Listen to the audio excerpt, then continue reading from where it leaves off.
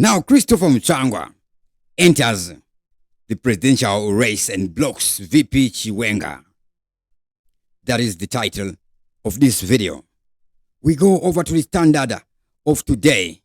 They have an article on this. And what does the headline say? It says this: Chiwenga, not the appointed successor, says Mutsvangwa. Obviously, this is just a headline, because inside they would quote him what he will be saying. But anyways, let's rewind back. The year is 2017. Christopher Mutsvangwa is the leader of the Zimbabwe National War Veterans and something Association. It is a force on its own, different from the so-called military.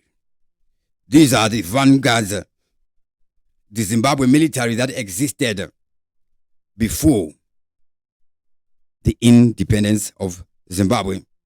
So we see Christopher Mutsvangwa being vocal and again with Matema Danda, the Matema Danda guy. Even way before that, we had seen the guy there who had pushed the land reform program, Chenjerai Hunzi, from Chenjerai Hunzi, enter Mutsvangwa and Matema Danda. All those guys, the Zimbabwe war veterans, they are very, very influential and very powerful. And then comes the coup, and we see the crew front line. And then it is said that Mutsvangwa was the person who pacified a whole lot of people about the coup or over the coup, including the international community, because of the job he had done as an ambassador, the links he had created as an ambassador. And yes, that guy has done a lot of things, brought a lot of investment, and Manise steel production plant. In this Manise is going to be a multi-billion-dollar plant. Enough respect to everybody who's watching us live. Oh, this is not a live. This is a pre-recorded. Already I was in the spirit of the live. Anyways, we are speaking to the future. So, now, Mutsvangwa is reportedly blocking Vice President Constantine Chiwenga from taking over power from President Emerson Dambuzo Mnangagwa. Reportedly, remember, at one point, we come across a leaked audio of Temba Mliskwa saying that Mutsvangwa wants to become the president. He doesn't want Chiwenga to become president. It's Mutsvangwa himself.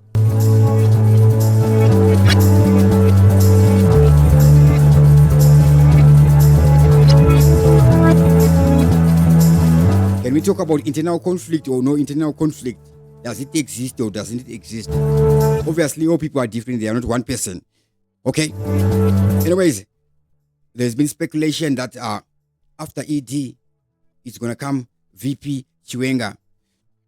That is said to be their agreement before the not so cool coup, but we all know it's a coup.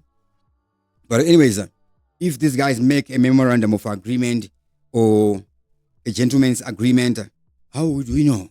It's supposed to be underground and grounded. Now, we see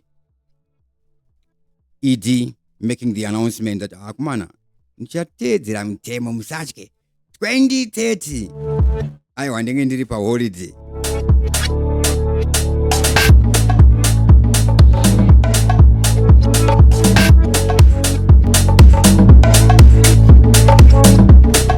Now, in a recent interview by the Standard Zimbabwe, Mutsvangwa in his words says, there is no godly appointment in ZANU-PF.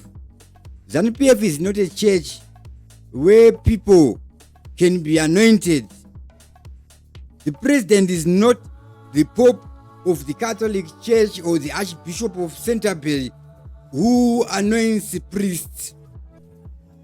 He emphasized that all political aspirants must abide by democratic principles, saying, everyone who goes into politics and there's an ambition to be a leader must play by the rules, especially of a revolutionary political party.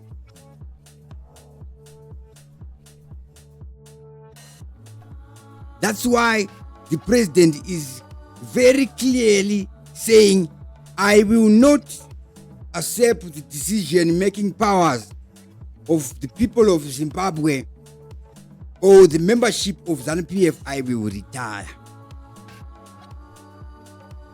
Mutsvangwa further compared the ruling party's process to religious organizations, arguing that ZANU-PF operates democratically, unlike churches where leaders can unilaterally appoint or anoint successors. ZANU-PF is not Makandiwa's church where he can have himself, his wife, his kids, and his followers say this to my church. President Mnangagwa is an elected leader of a revolutionary democratic party. So those were the words of Chris Mutsvangwa. And obviously, this Christopher Mutsvangwa Lingwa, it's the obvious, the usual Christopher Mutsvangwa Lingwa.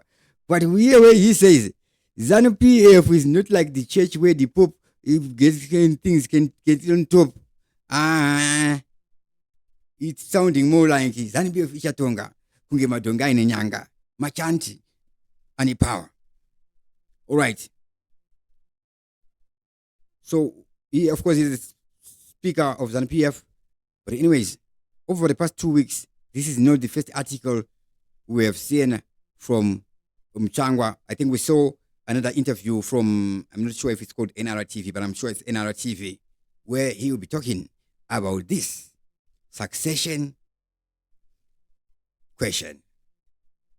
Anyways, what happens next in political progression as we are seeing the equation unraveling with that?